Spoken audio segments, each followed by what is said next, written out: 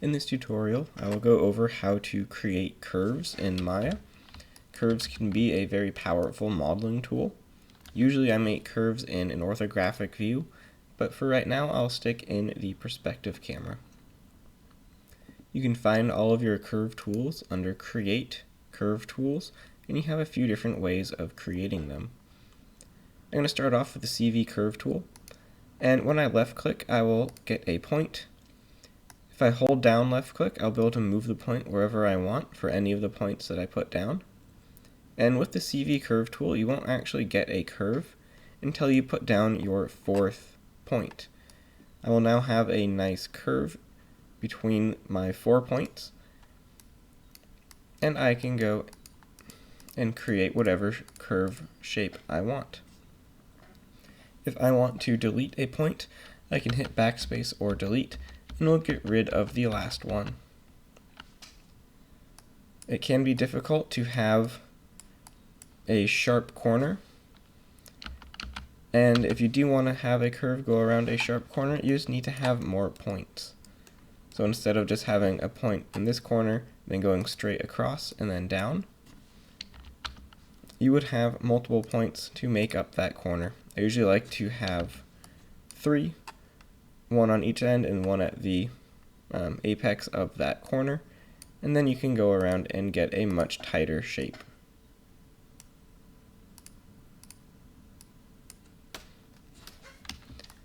When you're done with your curve, you can hit enter and it will solidify your curve. If you want to go back and edit, you can right click over the curve and go to Control Vertex, and then you'll be able to move around. You can extend a curve. Generally it's easier to remake it, but there are tools that allow you to do that. If you do want to go back and edit your curve, go up to your curves menu and come down to, I believe, edit curve tool. Sorry, add points. And what add points does is it will just bring you back into your curve tool and you can extend it. Again, that was curves and add points tool. It's generally best not to have crisscrossing edges like this on your curve. So if you ever do, you need to have one that goes over or under, so it was not actually intersecting.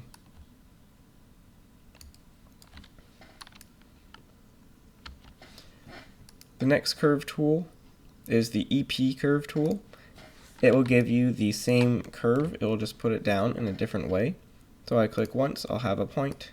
Twice, I'll already have an edge for my curve, and I can hold down. When you're done, you can hit enter, and you have the exact same type of curve. It's just a different way to create it. You also have object mode. You can go to object mode, and you can move the curve as a whole and delete it. Next is the Bezier curve tool, which works similar to Illustrator. And I'll be able to hold down left click and change the arcs. So you can get a little bit more control if you are used to this type of tool. Then there's the pencil curve tool, and this just lets you draw it. This is nicer if you have a stylus or any drawing tablet, but you can just draw whatever curve you want, and it will put in a lot more control points than you would normally to keep that curve.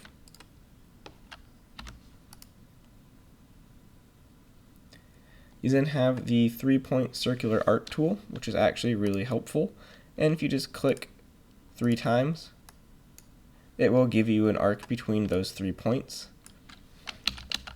I usually use this one snapping to the grid.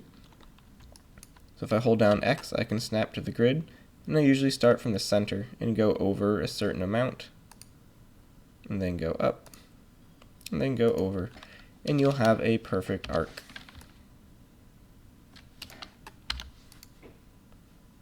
The 2-point circular arc is similar, but you just need 2 points and it will give you the 3rd point automatically. That's how you create curves. In the next tutorial, we'll go over what you can actually do with them.